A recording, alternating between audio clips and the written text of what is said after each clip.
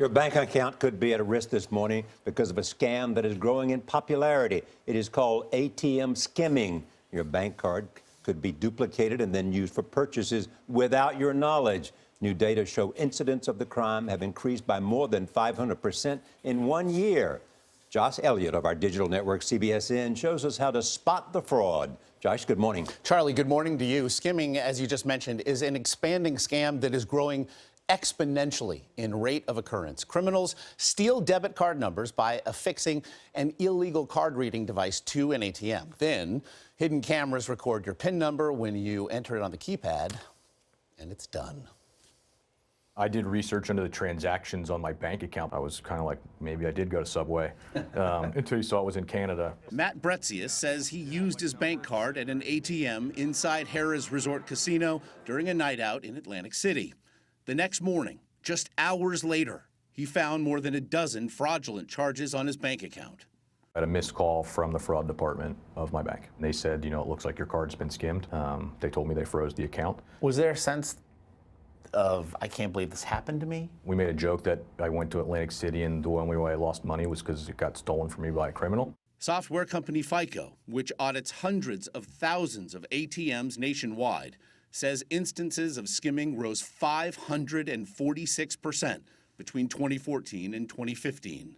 We monitor all of the ATM networks here in the United States. TJ Haran, Vice President of Fraud Solutions at FICO, says 60% of skimming incidents were recorded at ATMs that were not affiliated with a specific bank. In a convenience store, in a gas station, organized financial crime rings have found out that there is some weakness here.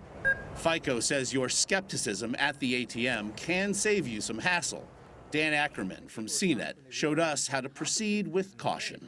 Whenever you go to an ATM, whether it's an independent one or bank branch one, I always take a look at the card slot.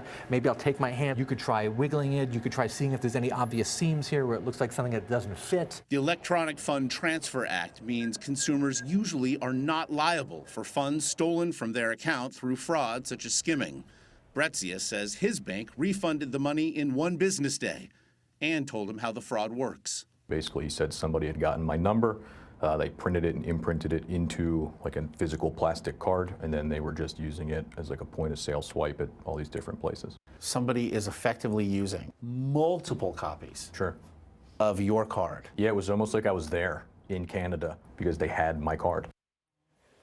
Now, cards with microchips have become the new industry standard because they cannot be duplicated. Some banks, in fact, have rolled out new cardless ATMs where consumers can use smartphones instead of plastic cards, of course. Contact your bank if you suspect that your card or PIN may have been compromised. And what do you know? Check your account frequently, perhaps. Josh, I was at the ATM machine the other day, and a lady next to me went like this, like trying to prevent me from seeing it. I wanted to say, I ain't looking at your, looking at your thing. That's also the hack of 50 years ago, right? Yeah, looking over my shoulder. It was interesting. Matt said that he saw the crime as something of a fait accompli, that this is the world in which we live. He actually called himself the victim of a victimless crime. Yeah. People should worry about skimming, not people looking over your shoulder. Skimming. That's right. Yes, I was a little offended. Thank you, Josh. You tell him, Gail. You tell him. Thank you very much. I'm an honest person. You're not repeating the language you used, are you? No, I was very polite, but I was offended.